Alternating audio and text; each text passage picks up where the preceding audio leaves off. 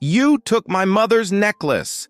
yelled the billionaire, not knowing that this confrontation would uncover a secret capable of changing everything. And the past came back. In the most unexpected way. The van passed through the tall gates of the Carter mansion and followed the cobblestone driveway lined with perfectly trimmed trees. The place looked like a museum or a mausoleum. Sophie felt her hands sweating in her lap while the employment agency supervisor, sitting in the front seat, said something about discretion and strict schedules. "Things are different here, you know, Sophie. The family's very private.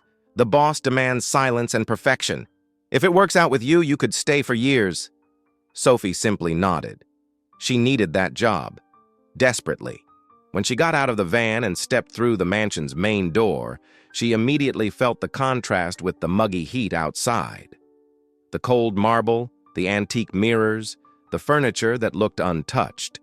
Everything was spotless, shiny, impersonal. She was greeted by Martha, the housekeeper, a woman in her 60s with a neutral expression and military posture.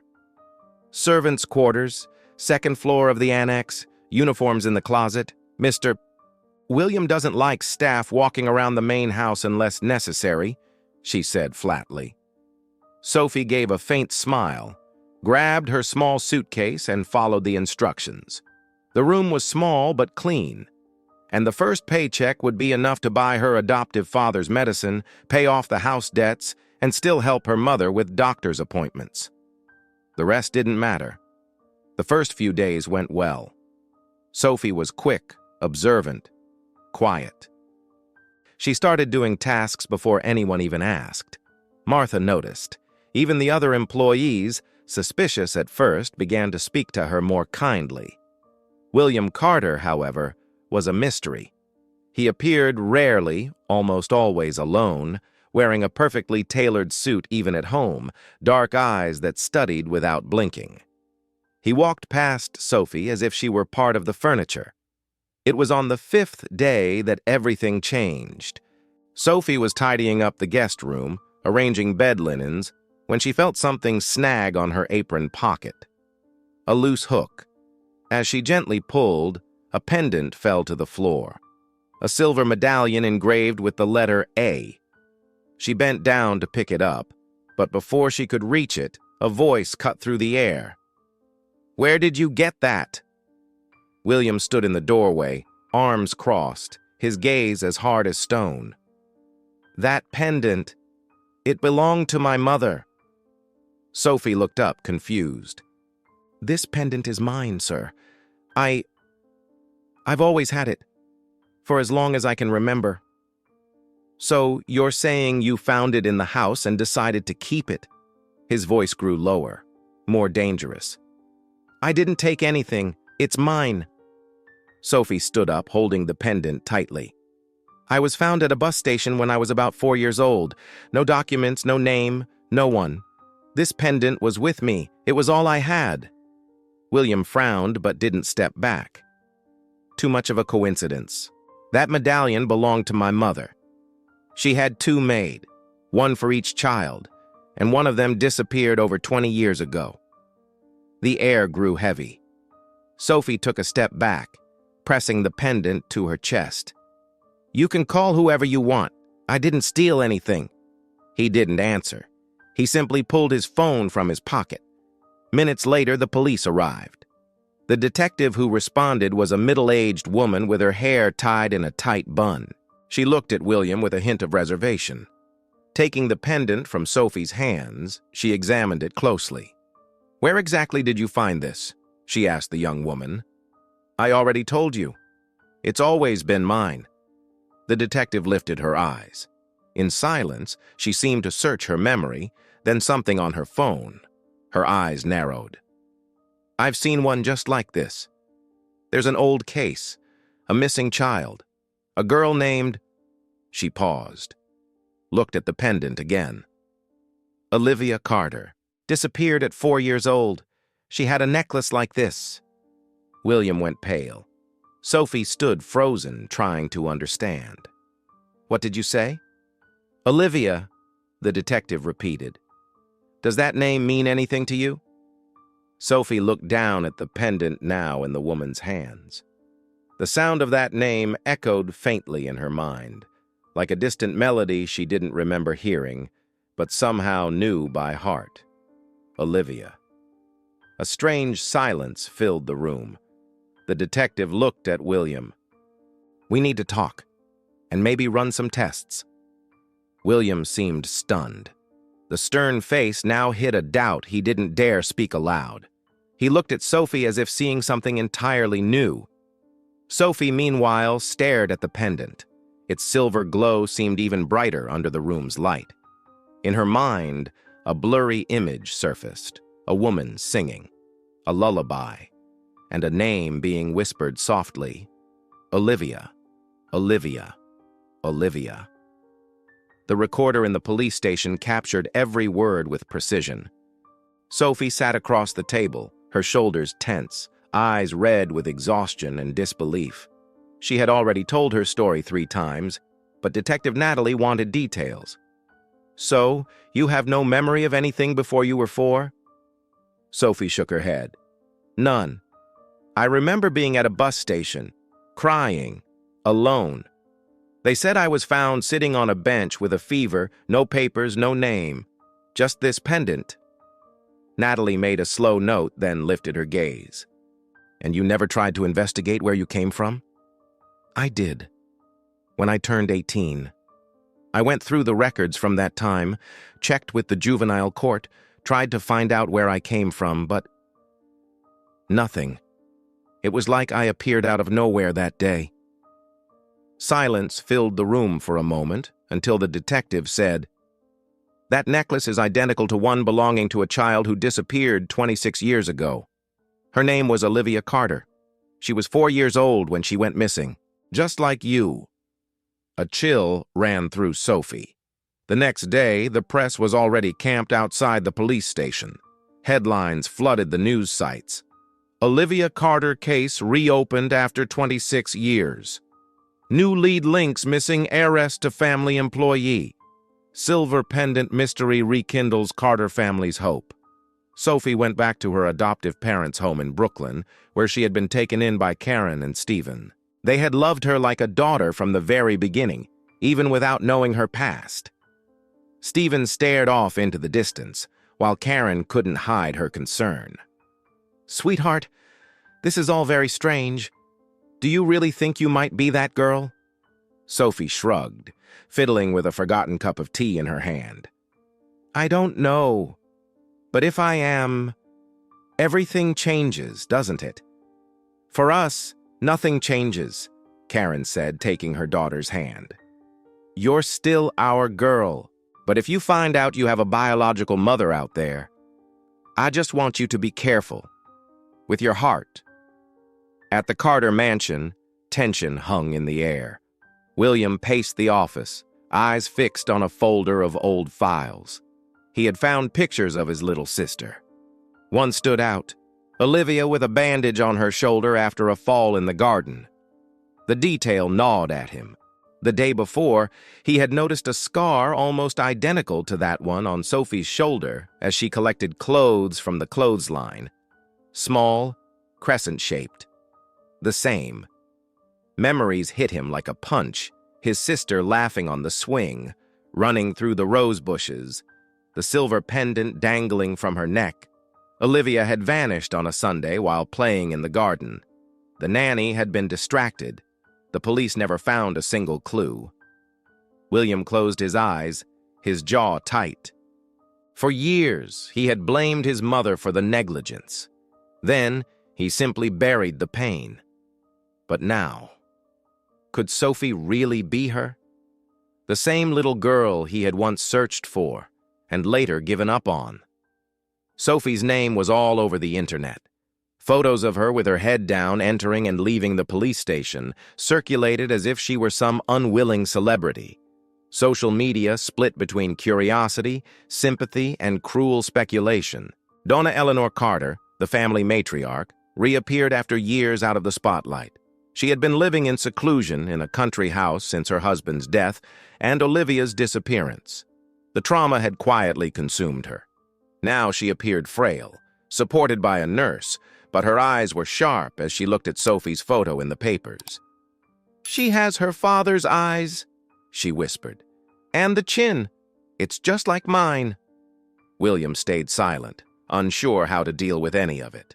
"She might be your daughter, Mother, but she might not. If she is, I need to know, before time takes me." While waiting for the DNA test results, Sophie returned to work at the mansion. Martha greeted her with a neutral, though not unfriendly, look. The rest of the staff walked on eggshells around her. Everyone knew. William said nothing. He just watched her, from a distance, cautiously. She tried to ignore the stares, the whispers, but inside something had cracked or opened. She couldn't tell which. In the servants' quarters, alone at night, Sophie began having nightmares. She dreamed of a woman singing, a floral perfume, a garden, a man shouting, and a hand pulling her roughly. She would wake up drenched in sweat, heart pounding, tears streaming down her face without knowing why. That night, unable to sleep, she got up to fetch a blanket from the storage closet at the end of the hall. She opened one of the drawers and, among cloths and forgotten objects, found a small, dark wooden box with carvings on the lid. She picked it up carefully. It was a music box. She turned the key. The lid opened, revealing a ballerina worn by time, and the melody began to play. A simple song. 3 notes repeated, then a pause, then 3 more. Sophie let the box slip from her hands and fall onto the bed. Her legs went weak. The air felt heavy. Tears welled up without warning. That song, she knew. Even though she didn't know how. Even though she'd never heard it. Not in the life she remembered. The music box kept playing in the dark as Sophie sat at the edge of the bed, trembling. The melody spun like a spiral inside her, each note a stab, each pause a memory clawing to surface. The woman's voice returned, soft, singing through the shadows, and with it, a whispered name. A name that seemed to have slept inside her chest for nearly 30 years. Olivia. The melody from the music box echoed as if it came from inside her. Not from the room, not from the box, but from some hidden corner, buried beneath layers of years and silence. Sophie was still sitting when the music stopped. The silence that followed was almost louder than the melody itself. She closed the box slowly, as if afraid that any sudden movement might shatter the fragile membrane between now and what had been forgotten. Tears slid down effortlessly. For the first time, they didn't feel like sadness or pain. They were tears of something nameless. The next morning, after a sleepless night, she was called back to the police station. Detective Natalie greeted her with a brown envelope in her hands and a heavy expression. "The test results are in." Sophie didn't answer. She just waited. Natalie opened the envelope, pulled out the report, and read aloud. "Genetic compatibility, 99.98% with Catherine Carter. Sophie, you are Olivia Carter." The room seemed to shrink. The air thickened. Sophie felt her body grow light, as if she were no longer there. For a moment, everything spun. She really was, the missing girl, the daughter of the woman on television, the sister of the man who had accused her of stealing. She was Olivia. Donna Eleanor was the first to arrive at the station, accompanied by a nurse and wearing a scarf around her neck. When she saw Sophie, she stopped. She stared for a long time as if trying to match the grown face before her to the little girl she had lost. "Olivia." The voice came out faint, like a prayer. Sophie didn't know what to do. She stood there, motionless. She accepted the hug stiffly, as if her body weren't her own. Donna Eleanor wept softly, her wrinkled face pressed against Sophie's. William arrived soon after. His eyes were those of a defeated man. He sat in silence and didn't try to get closer. It was Donna Eleanor who finally broke the silence. "We're going to fix everything, my child. We'll make up for lost time. You're coming home." Sophie looked at her kindly, but firmly. "I don't know if that house is mine anymore, Mrs. Eleanor. I don't even know what is mine." That night, the news flashed the headline: "Olivia Carter found alive after 26 years. DNA test confirms identity." Sophie turned off the TV and went out to the porch of her adoptive parents' house. Stephen sat in a plastic chair, staring at the sky. "So, turns out you're from an important family," he said with a faint smile. "And you two are the giants in my life," she replied, wrapping her arms around him from behind. Karen appeared soon after, carrying a blanket, and pulled Sophie close. "I don't want to lose you," said the adoptive mother quietly. "No one's going to lose me," Sophie answered, unsure if she was lying. In the days that followed, Sophie received invitations to interviews, charity events, and TV specials. She turned them all down. The press surrounded the Carter mansion, but she wasn't ready to change her life. William, meanwhile, tried to make amends. He sent gifts to Stephen and Karen's house, offered to cover their medical treatments, and apologized, sincerely, though still from a distance. Sophie accepted his gestures politely but kept her distance. She wasn't a missing puzzle piece that suddenly fit perfectly back into the rich family. She was a woman with two stories and no clear answers. On the fourth day after the DNA results, George Carter appeared. He arrived unannounced. An old black car stopped in front of the mansion. George stepped out calmly, perfectly tailored suit, white hair slicked back with gel, a smile on his lips that didn't reach his eyes. William met him in the hall, visibly uncomfortable. "What are you doing here?" "I'm your uncle, William. Your father's brother. I thought I should be here. It's a historic moment, don't you think?" William hesitated but stepped aside. Protocol spoke louder than emotion. George entered, looking around with feigned admiration. "The house looks just as I remember. Maybe a little colder." Later, he asked to meet Sophie. She was in the garden, trying to recognize whether the place matched the one from her dreams. George approached quietly.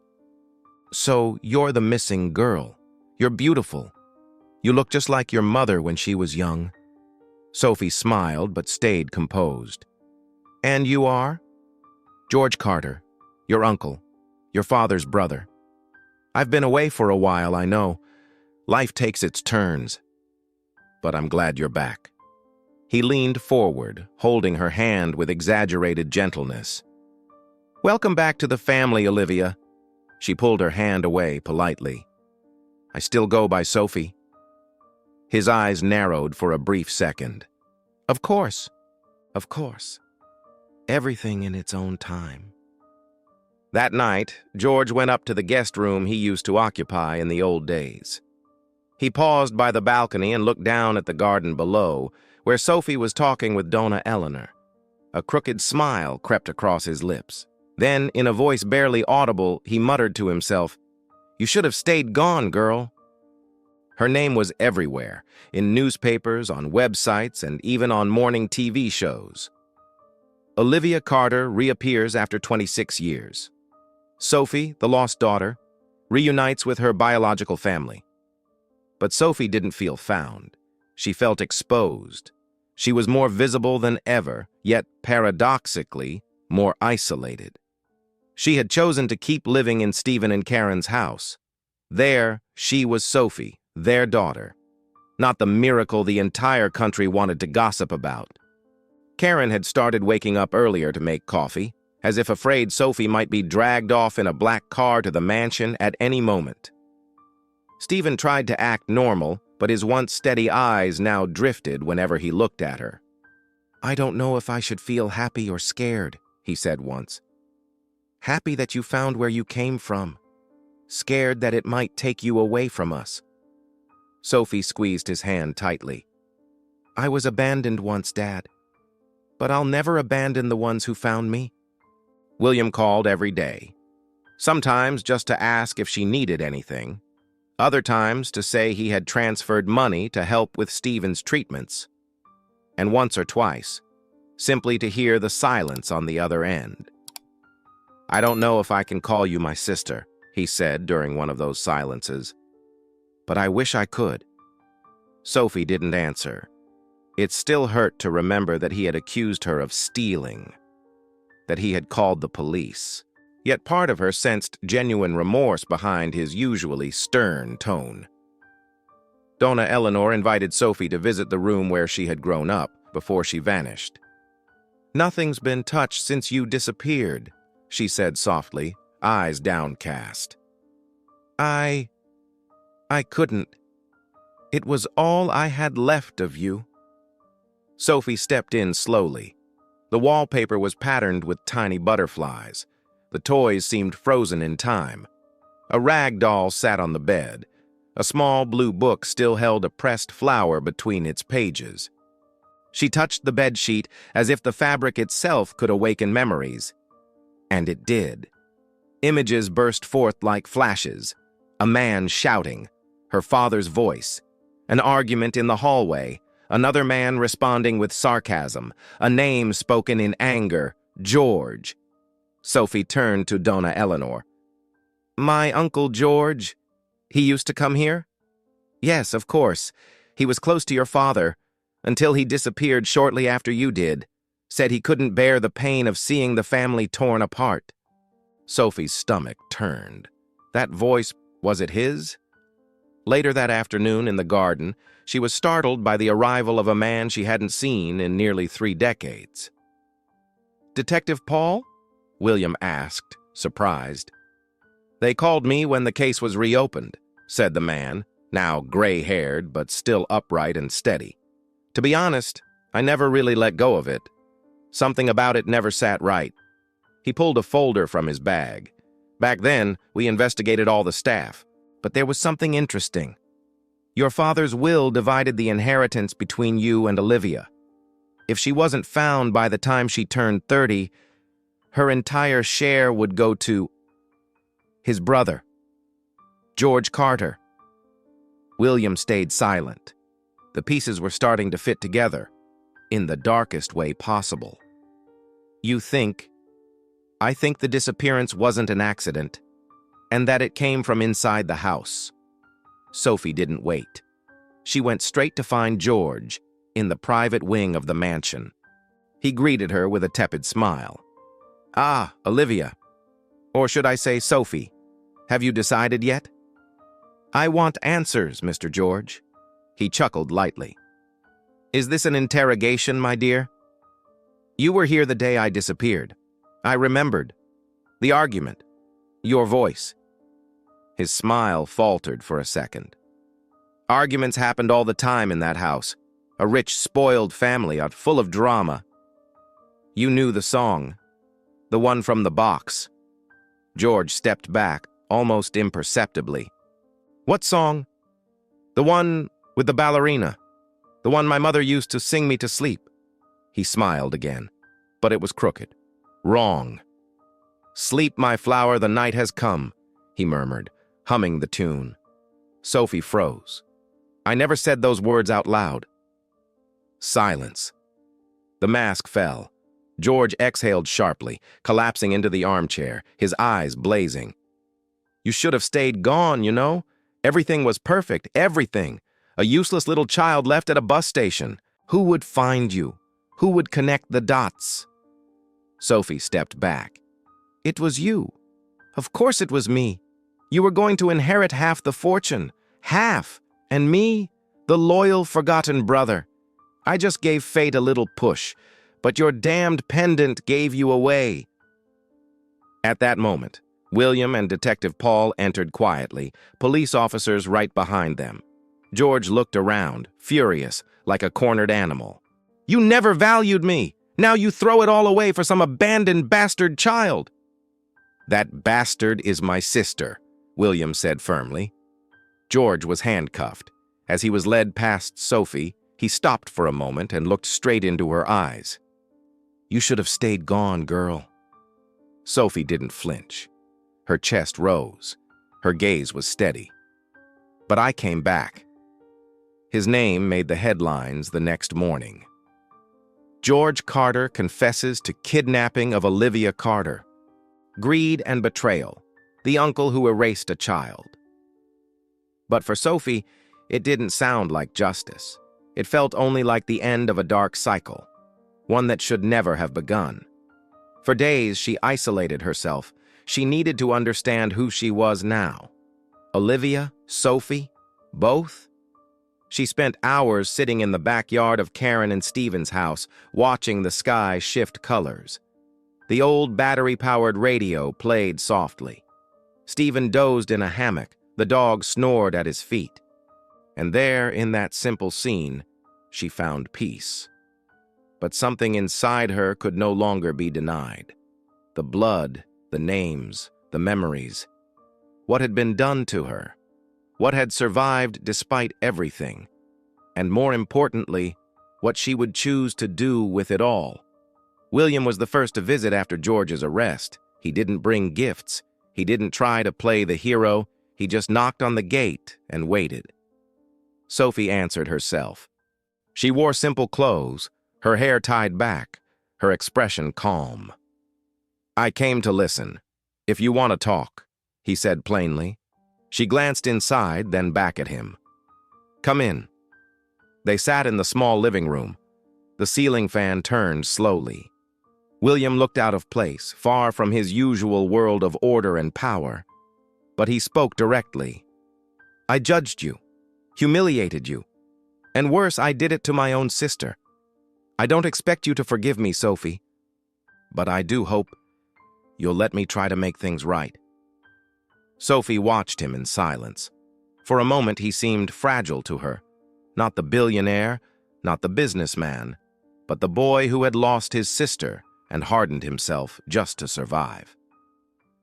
Can we start over? She asked softly. William smiled, almost in relief. If you'll let me make mistakes and learn from them, then yes. Donna Eleanor was harder. She sent letters, flowers, even a necklace with an old photo of Olivia inside. But Sophie didn't respond right away, until the day she found the older woman waiting outside her house, sitting in a taxi. Sophie went out to meet her. I'm not that little girl anymore, Mrs. Eleanor. I know, but I'm still your mother. A heavy silence followed, filled with everything they had never said. I failed you, Eleanor continued, and I don't want my regret to swallow you. I just want to know you now, the woman who survived, who grew, who came back. Sophie took a deep breath.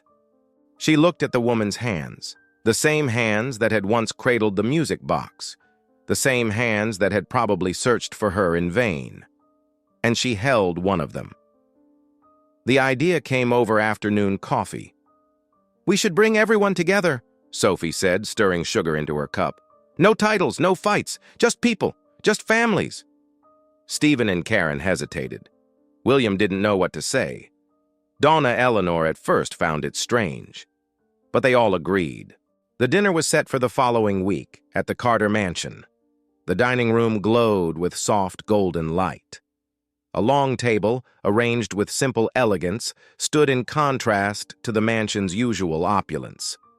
Sophie arrived with her adoptive parents and felt the eyes upon her. Martha, the housekeeper, gave her hand a discreet squeeze. William waited at the door, dressed in a light suit, wearing a timid smile. Donna Eleanor sat at the head of the table, her eyes moist. For the first few minutes, the air was thick with tension. Karen barely touched her food. Stephen watched everything cautiously, but Sophie kept her tone calm. Then, in the middle of dinner, Donna Eleanor asked quietly, "What was it like? That day? The day they found you?"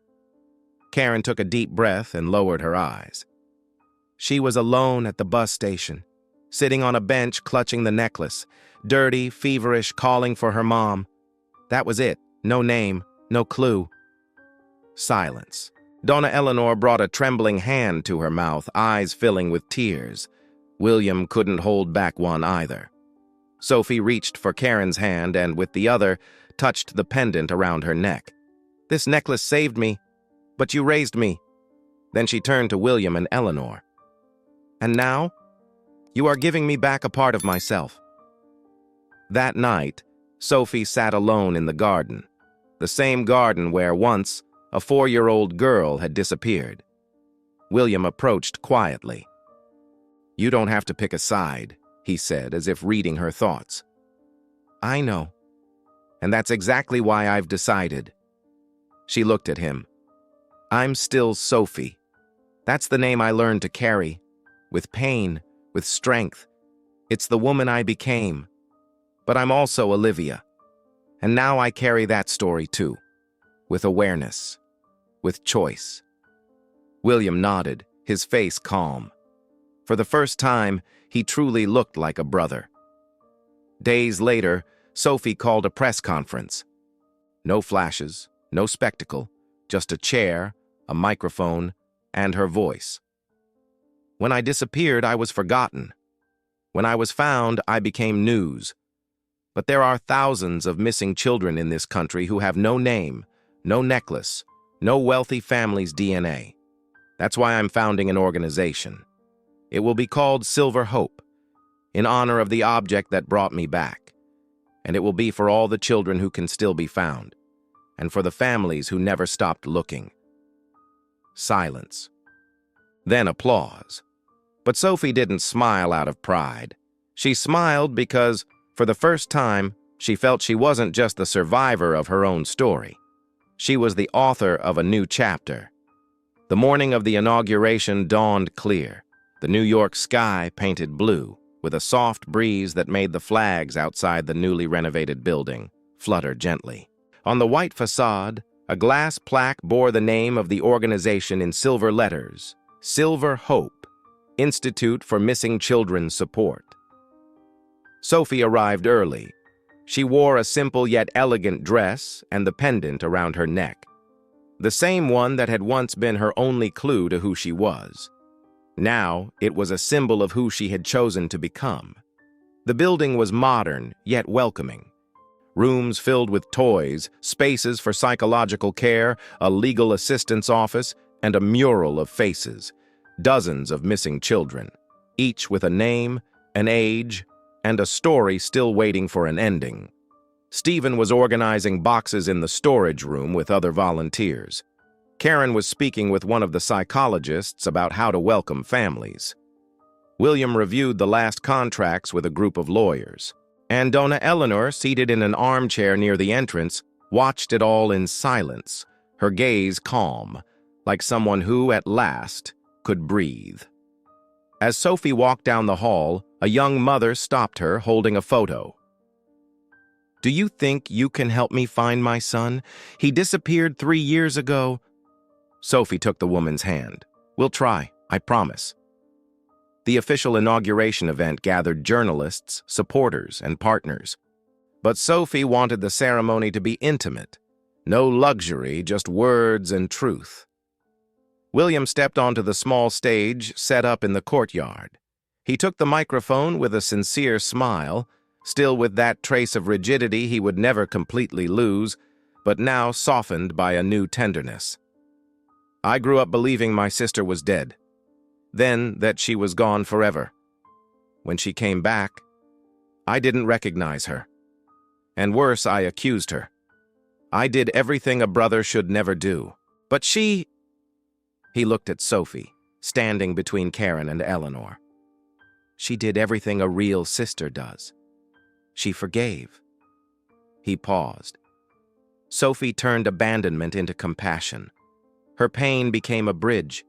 And today, because of her, other children will be found. Other mothers won't go to sleep waiting for a call that never comes. My sister turned a pendant into hope. Sophie felt her chest tighten. Tears streamed down her face, unashamed. William stepped down from the stage. When he reached her, he said nothing more. He just hugged her, and she hugged him back, strong, real, whole. Hours later, after the event had ended, Sophie stayed behind to turn off the lights. She ran her hand along the front counter and looked at the mural of photos. Each face there represented an unfinished story. But now she believed those stories could find their ending. She sensed someone approach. "It looks beautiful here," Stephen said. She smiled. "It's just the beginning. And you? You okay?" She looked around. Her adoptive parents were laughing together in the next room. Donna Eleanor dozed on the sofa, a handkerchief embroidered with flowers in her hands. William chatted with a young lawyer from the Institute. People who had once been separated by walls now gathered under one roof. "I'm whole, Dad. For the first time." That night they all gathered again, this time for a birthday dinner. Sophie was turning 31. There were no divisions now. They all sat together. They laughed, told stories. Karen talked too much. Stephen complained about the warm soda. Donna Eleanor handed her a notebook filled with old family recipes. William sang Happy Birthday, off-key but emotional. And in the middle of the joyful chaos, Sophie raised her glass.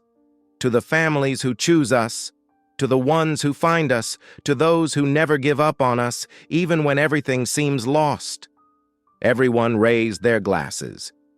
William added softly, "And to the sister who came back, to teach us what it means to have a whole heart." Later that night, Sophie slipped quietly out into the garden. The sky was full of stars. She touched the pendant out of instinct, but not with the same need as before. It was still a part of her, but it no longer defined her. She looked up, closed her eyes, and breathed deeply. She was no longer just Sophie, nor only Olivia. She was both, and more. She was a whole woman. A living story. She was, at last, hope. And you? If this story touched your heart, tell me in the comments. Did you feel more like Sophie, who finds strength through pain? Or like Olivia, who rediscovers who she truly is? And where are you watching from? Leave a like and subscribe, not just to support the channel, but to help stories like this reach more hearts that need to remember. There is always hope.